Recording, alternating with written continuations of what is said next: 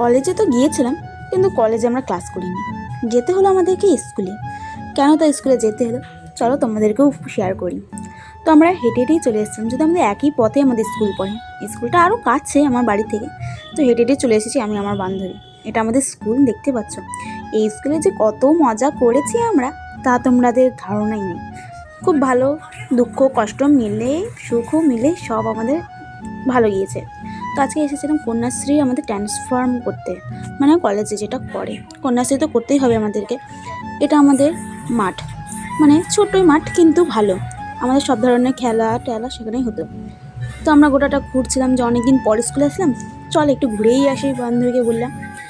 বলেই রওনা দিয়ে পড়েছি গোটা ঘরে। স্কুলে দেখি সবগুলোতে তালা মারা, কোনো ক্লাসের ছাত্র নেই, সবার পরীক্ষা শেষ, সবাই এখন স্কুল থেকে বাইরে ছুটিতে আছে। তা দেখতে পাচ্ছ জানলা খুলে আমরা আমাদেরকে ভিতরে দেখাচ্ছি, এগুলা ক্লাসে আমরা ক্লাস করেছি, অনেক মজা করেছি দিনগুলো।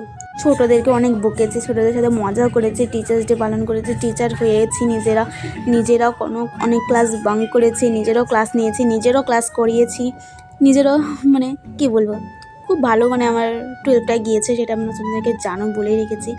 তো এরপর আমরা একটু ঘুরে নিলাম, ঘুরে টাবার হয়ে যাওয়ার পর আমরা বাড়ির দিকে রওনা দিব। তো বাড়ি থেকে যাব, আমরা হেঁটে হেঁটেই বাড়ি চলে যাচ্ছিলাম। বান্ধবী আমার সাথে ছিল, ওই অনলাইনের দোকানে যেতে। তাই তো আমি চলে আসি আমার রাস্তাতে, যেটাতে আমাকে ঢুকতে হবে। তারপর আমি একটু আর্ট পেপার নিয়ে নিই, যেহেতু আমার একটা কাজ আছে, কলেজ থেকে দিয়েছে আমাদের ইন্টার্নশিপে আঁকতে হবে কিছু। সেটা আমি কী আঁকবো সেই আর্ট পেপারে আমি তোমাদেরকে পরে দেখো। তো আজকের মতন ব্লগে এইটুকু। আজকে